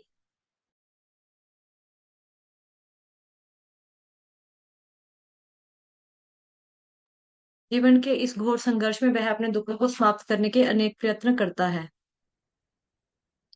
परंतु वे सब उनके कष्टों को अधिकाधिक बढ़ाते हैं। यह उसी उसी प्रकार प्रकार जिस प्रकार सिर पर बोझा उठाया व्यक्ति राहत प्राप्त करने के लिए भोजे को उतार कर अपने कंधे पर रख ले, यह भोजे के भार को रत्ती भर भी कम नहीं करता, बस भोजे को एक स्थान से दूसरे स्थान पर स्थानांतरित करता है। कई बार हम बुरा सपना देखते हैं, परंतु उससे मुक्त होने का एकमात्र उपाय निद्रा से जागना है। इसी प्रकार यदि हम स्वयं को अज्ञानता भरे इस भौतिक जीवन से मुक्त करना चाहते हैं, तो इसका एकमात्र उपाय भगवान की शरण लेकर कृष्ण भावना को जागृत करना है। वास्तव में ऐसे निष्ठावान भक्त जो भगवान श्री कृष्ण की महिमाओं का निरंतर श्रवण करते हैं, वे शीघ्र ही भगवान को आमने सामने देखने की योग्यता प्राप्त कर लेते हैं। हे राजन, यह मत समझो कि वेदों में वर्णित कर्म कांडीय अनुष्ठान करना ही जीवन का सर्वोच्च लक्ष्य है। आपके द्वारा किए गए असंख्य यज्ञों के कारण पृथ्वी कुछ घास से आच्छादित हो गई है। मूर्खतावश आप समझ नहीं पा रहे हैं कि भक्ति ही भगवान को संतुष्ट करने का एकमात्र मार्ग है। भगवान ही इस सृष्टि के परम नियंता और प्रत्येक जीव के परम हितैषी मित्र हैं। इसलिए मनुष्य को अपना जीवन मंगलकारी बनाने के लिए उन्हीं के चरण कमलों का आश्रय लेना चाहिए। हे राजन, मैंने आपकी प्रत्येक जिज्ञासा को संतुष्ट करने का प्रयास किया है। अब मुझसे एक और दृष्टांत सुनो। संत जनों ने इस प्रसंग को स्वीकार किया है और यह अत्यंत गुह्य है। इसका उद्देश्य राजा को भौतिक पारिवारिक जीवन से विरक्त करना था। हे राजन, एक समय एक सुंदर उद्यान में एक हिरण अपनी पत्नी के साथ हरी हरी घास चर रहा था। चूंकि वह भंवरों को मधुर गुंजन को सुनते हुए घास खाने में पूरी तरह निमग्न था, वह पूरी तरह खबर था कि उसके सामने शेर अर्थात काल खड़ा है और पीछे से शिकारी अर्थात मृत्यु अपना धनुष बाण लिए उस पर निशाना साधे हुए है। यद्यपि एक भौतिकवादी चारों ओर से खतरे देखता है, परंतु फिर भी वह अपने पारिवारिक जीवन रूपी उद्यान में भोग करता रहता है और उसे अपने बच्चों की तोतली बोली भौरों के गुंजन जैसी मधुर लगती है। महाराज, प्राचीन बरही स्त्री आरंभ में बहुत आकर्षक लगती है, परंतु बाद में वह ठीक उसकी विपरीत हो जाती है। यह उसी प्रकार है जिस प्रकार एक ताजा फूल आरंभ में बहुत सुंदर दिखता है, परंतु मुरझा जाने पर उसकी सुंदरता समाप्त हो जाती है। स्त्री के संग में व्यक्ति कामुक इच्छाओं के जंजाल में फंस जाता है और उसी प्रकार मैथुन जीवन को भोगता है। जिस प्रकार व्यक्ति फूल की सुगंध लेता है, अपनी जिह्वा और जननेंद्रियों को भरपूर भोकर वह मोहग्रस्त गृहस्थ अपने परिवार की चार दीवारी में संतुष्ट रहता है। वह अपनी पत्नी एवं बच्चों की बातों में अति सुख का अनुभव करता है। इस सुख में पूरी तरह निमग्न होकर भूल जाता है कि किस प्रकार उसके सम्मुख खड़ा काल हर दिन और हर रात उसके साथ उसके जीवन को घटाता जा रहा है। इतना ही नहीं, मृत्यु के अधीक्षक उसके पीछे निशाना साध कर खड़े होते हैं, परंतु विस्मृति की इस अवस्था में वह उनकी परवाह नहीं करता। राजन, जरा समझने का प्रयास करो कि तुम इस समय ऐसी ही संकटपूर्ण स्थिति में हो। तुम्हारे चारों ओर खतरा मंडरा रहा है। कर्मकांडी अनुष्ठानों की सहायता से स्वर्ग लोकों में जाने की अपनी महत्वाकांक्षाओं का त्याग कर दो। तुम्हारा जीवन केवल खाने और संभोग के विलासी जीवन के चारों ओर केंद्रित है। ऐसे सांसारिक जीवन का पूर्ण त्याग करके पूर्ण पुरुषोत्तम भगवान का आश्रय लो। राजा प्राचीन बरही ने कहा, हे ब्राह्मण, आपने जो भी कहा है मैंने बहुत ध्यान पूर्वक उसे सुना है। इस विषय पर ध्यान पूर्वक मनन करने के पश्चात मैं इस निष्कर्ष पर पहुंचा कि जिन आचार्यों ने मुझे इन कर्म कांडों में नियुक्त किया था वे कृष्ण भक्ति के गुह्य ज्ञान से अनजान थे, अन्यथा वे क्यों मुझे इसका ज्ञान नहीं देते। वैदिक शास्त्रों के सार से संबंधित आपने मेरे समस्त संशयों को छिन्न भिन्न कर दिया है।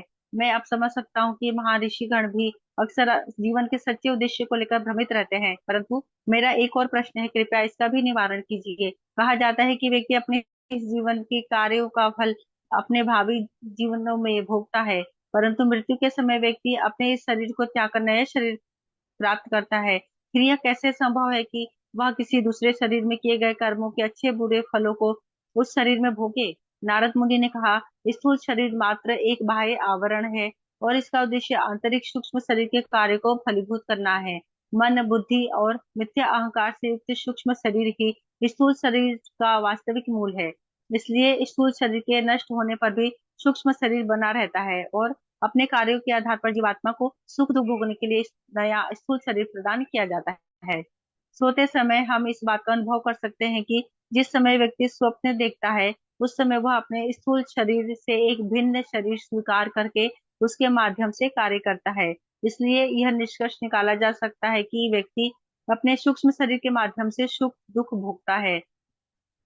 इस जीवन के कर्मों के अनुसार व्यक्ति को अगला स्थूल शरीर प्रदान किया जाता है और परमात्मा उससे पिछले जन्म में उसकी अधूरी रही योजनाओं का उसे स्मरण दिलाता है। किसी भी व्यक्ति के कार्यों का अवलोकन करके उसकी मानसिकता अथवा चेतना का अनुमान लगाया जा सकता है। इसी प्रकार किसी भी व्यक्ति की मानसिकता को देखकर उसके पूर्व जन्म की स्थिति तथा भावी जन्मों की स्थिति का भी अनुमान लगाया जा सकता है।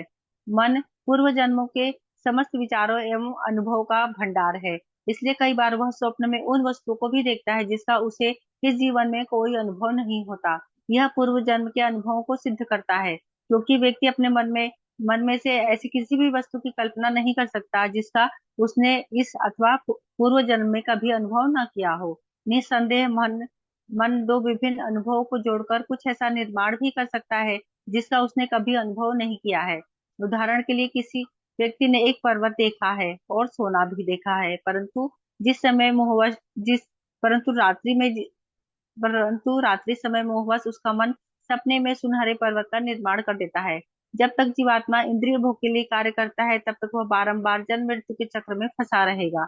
इसलिए बुद्धिमान व्यक्ति को चाहिए कि वह सतत भगवान की भक्ति में रत रहे और इस प्रकार स्थूल एवं सूक्ष्म भौतिक आवरणों के बंधन से स्वयं को मुक्त कर ले। प्राचीन बरही को उपदेश देने के पश्चात नारद मुनि ने सिद्ध लोक के लिए प्रस्थान किया। उस समय राजा प्राचीन बरही ने अपने मंत्रिमंडल की बैठक बुलाई। उन्हें निर्देश दिया कि किस प्रकार जब उनके पुत्र प्रचेता अपनी तपस्या समाप्त करके लौटे तो वे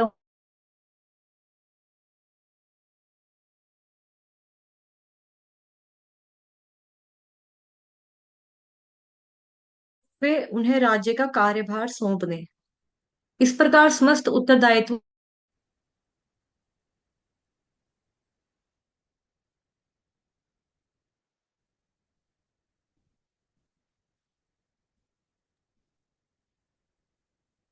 पढ़ो माता जी, प्राचीन बरही को उपदेश देने के पश्चात। प्राचीन प्राचीन बरही को उपदेश देने के पश्चात नारद मुनि ने सिद्ध लोक के लिए प्रस्थान किया। उस समय उस समय वह राजा प्राचीन बरही ने अपने मंत्रिमंडल की बैठक बुलाई।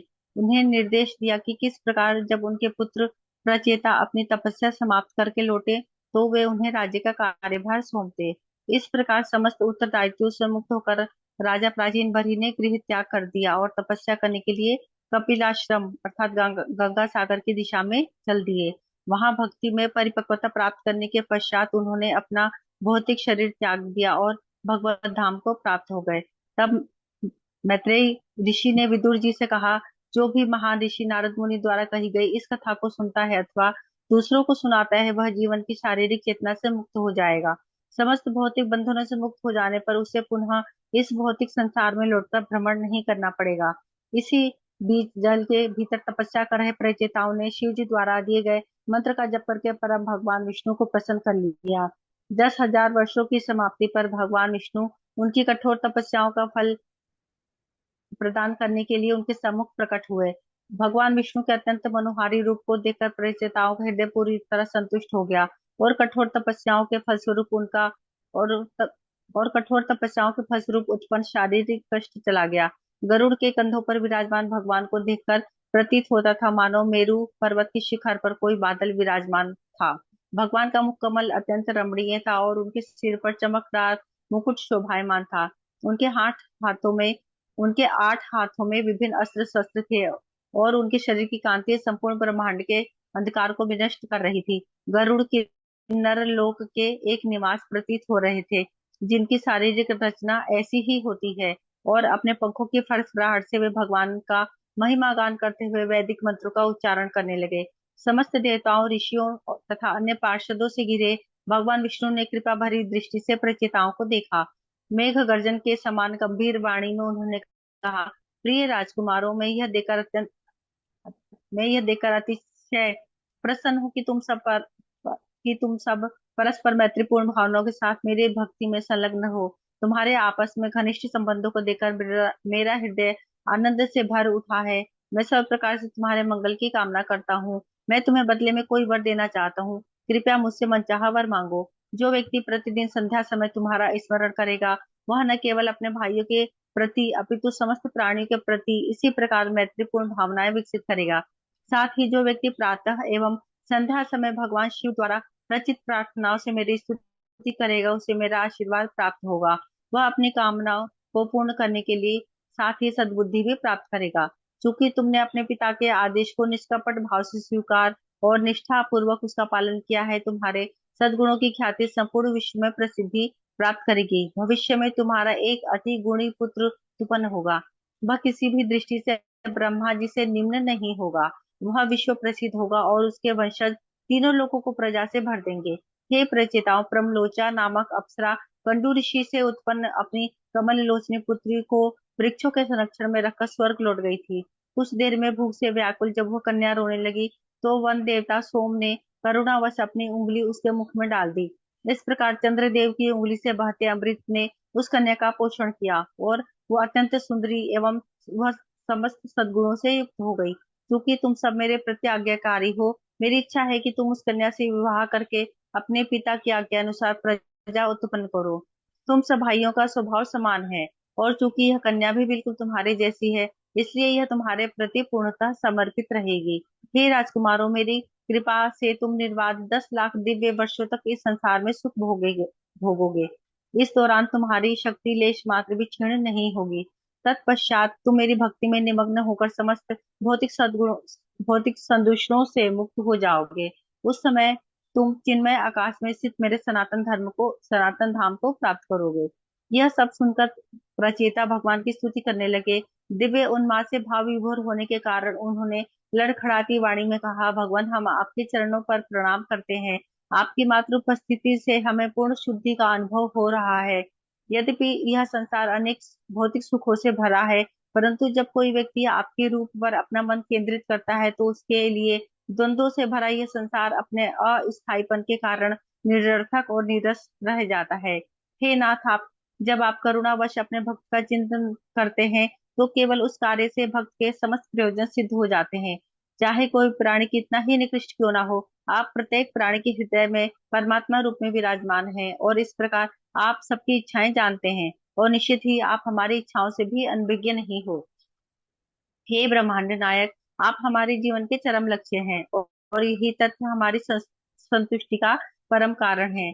हम प्रार्थना करते हैं कि आप भी हमसे संतुष्ट हो। हमें एकमात्र ही वरदान चाहिए। स्वर्ग के पारिजात वृक्ष को प्राप्त करने के पश्चात मधुमक्खी उसे कभी नहीं छोड़ती, क्योंकि मकरंद प्राप्त करने की उसकी सारी इच्छाएं वहां पूरी हो जाती हैं। इसी प्रकार आपके चरण कमलों का दर्शन करने तथा उनका आश्रय लेने के पश्चात अब भला हमें अन्य कौन सा वरदान वांछनीय रह गया है। हमारी एकमात्र विनती यही है कि जब तक हम इस संसार में एक शरीर से दूसरे शरीर में एवं एक लोक से दूसरे लोक में भ्रमण करें, हमें उन भक्तों का संग प्राप्त हो जो सदैव आपकी लीलाओं के यशोगान में व्यस्त रहते हैं।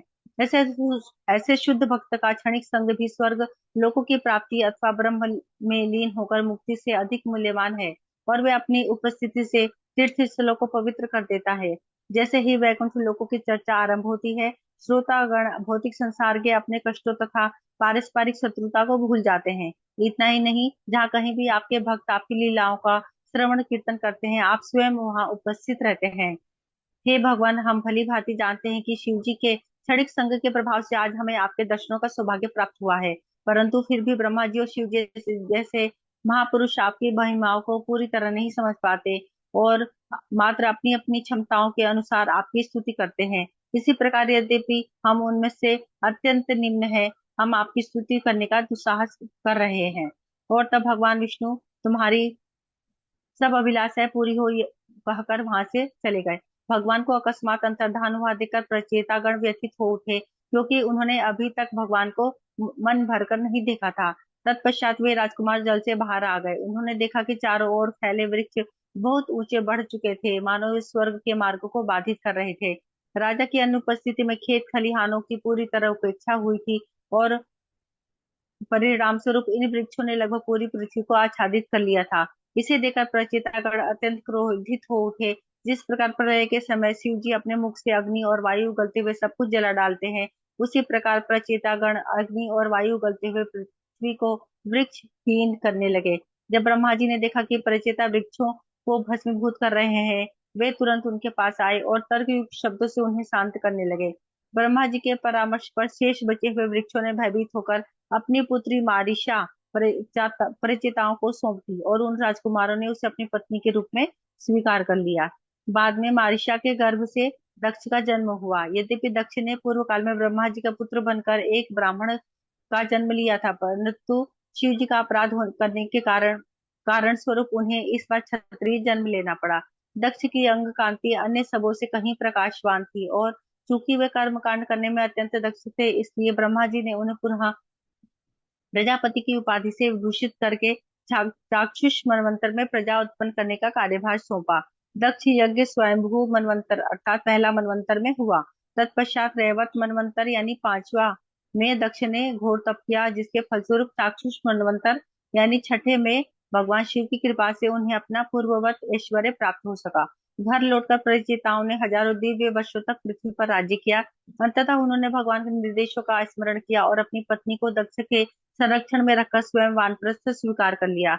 वे उस समय समुद्र तट पर पहुंचे जहां जाजली ऋषि निवास करते थे। वहां उन्होंने कृष्ण भावना में पूर्णता प्राप्त करने के लिए ध्यान योग पद्धति का पालन करना आरंभ किया। उस समय नारद मुनि प्रचेताओं से मिलने आए और जैसे ही उन भाइयों को देखा जैसे ही उन भाइयों ने उन्हें देखा, वे प्रणाम करने के लिए अपने आसन से उठ खड़े हुए। नारद मुनि का यथोचित सत्कार करने और उन्हें सुखद आसन देने के पश्चात प्रचेताओं ने उनसे कहा, हे ब्राह्मणवर, यह हमारा परम सौभाग्य है कि आज हमें आपके दर्शनों का सौभाग्य प्राप्त हुआ है। जिस प्रकार सूर्यदेव मात्र अपने भ्रमण द्वारा लोगों को रात्रि के भय से मुक्त कर देते हैं, उसी प्रकार आप भी विचरण करते हुए मार्ग में मिलने वाले लोगों को भय से मुक्ति प्रदान करते हैं। हे गुरुदेव, पारिवारिक जीवन में अत्यधिक अनुरक्त होने के कारण हम शिव जी एवं भगवान विष्णु के निर्देशों को लगभग पूरी तरह भूल बैठे हैं। इसलिए कृपया हमारे हृदयों में पुनः दिव्य ज्ञान का दीपक प्रज्वलित करके हमारे अंदर व्याप्त अज्ञानता के अंधकार को दूर कीजिए। नारद मुनि ने कहा, एक सभ्य मनुष्य के तीन जन्म होते हैं, शुक्र यानी पिता के वीर्य द्वारा, सावित्र अर्थात गुरु से दीक्षा द्वारा और याज्ञिक यानी ब्राह्मण दीक्षा द्वारा, जब उसे भगवान विष्णु की अर्चना करने की योग्यता प्राप्त होती है। इन सु अवसरों को प्राप्त करने के पश्चात भी यदि कोई व्यक्ति भगवान की सेवा में संलग्न नहीं होता, तो उसके कार्य को निरर्थक समझना चाहिए। यदि मनुष्य भगवान विष्णु की भक्ति करके उन्हें संतुष्ट नहीं करता, तो उसके लिए तप ज्ञान अथवा बल का क्या लाभ। मनुष्य चाहे कोई भी साधना अथवा योग पद्धति का पालन क्यों न करे, परंतु यदि वे कार्य आत्म साक्षात के सर्वोच्च लक्ष्य भगवान विष्णु का साक्षात्कार करने में उसकी सहायता नहीं करते, तो वे सब व्यर्थ हैं। जिस प्रकार वृक्ष की जड़ों में जल सींचने से उसका तना, शाखाएं, टहनियां और पत्तियां सब पोषित हो जाती हैं, तथा जिस प्रकार पेट को भोजन प्रदान करने से शरीर के विभिन्न अंगों तथा इंद्रियों को स्वतः शक्ति मिल जाती है, उसी प्रकार केवल भगवान विष्णु की पूजा अर्चना करने से उनके विभिन्न अंग स्वरूप देवतागण पूर्णतः संतुष्ट हो जाते हैं। जिस प्रकार सूर्य ही वर्षा के बादलों का निर्माण करता है और फिर स्वयं ग्रीष्म ऋतु में वर्षा के जल को पुनः वाष्पित करता है, और जिस प्रकार प्राणियों का शरीर मिट्टी से बना होता है और मृत्यु के पश्चात पुनः मिट्टी में मिल जाता है, उसी प्रकार सृष्टि के प्रत्येक वस्तु भगवान से उद्भूत होती है और कालांतर में उन्हीं में विलीन हो जाती है। जिस प्रकार सूर्य और सूर्य प्रकाश में कोई भेद नहीं है, उसी प्रकार भगवान एवं उनकी सृष्टि में कोई भेद नहीं है। जागृत अवस्था में इंद्रिय शरीर के अंश में शरीर के अंश रूप में कार्य करती हुई प्रतीत होती हैं, जबकि रात्रि में सोते समय निष्क्रिय होती हैं। और उसी प्रकार यह संपूर्ण प्रकट तथा अप्रकट जगत एक साथ भगवान से भिन्न भी है और अभिन्न भी है। आकाश में कई बार प्रकाश पुंज दिखाई देते हैं, कई बार बादल और कई बार अंधकार। इसी प्रकार प्रकृति के तीन गुण भगवान की शक्तियों के विभिन्न भिन्न भिन्न प्रकार से प्रकट होते हैं, परंतु इतना होने पर भी भगवान सदैव अपरिवर्तनशील रहते हैं। हे राजकुमारों, पूर्ण समर्पण के भाव में केवल भगवान का भजन करो। अन्य समस्त प्राणी के प्रति करुणा रखते हुए तथा नियंत्रित इंद्रियों द्वारा सदैव संतुष्ट रहकर तुम भगवान की भक्ति में दृढ़ हो गए हो। तथा अपने चित्त को भगवान विष्णु के चरण कमलों पर पूर्णतः केंद्रित करके प्रचेताओं ने जीवन की सर्वोच्च पूर्णता प्राप्त की और भगवत धाम लौट गए। सुखदेव गोस्वामी ने महाराज परीक्षित से कहा, हे नृप श्रेष्ठ, इस प्रकार स्वयंभू मनु के प्रथम पुत्र उत्तानपाद के वंशजों का विवरण समाप्त होता है। अब मैं तुम्हें महाराज प्रियव्रत और उनके वंशजों का इतिहास सुनाऊंगा।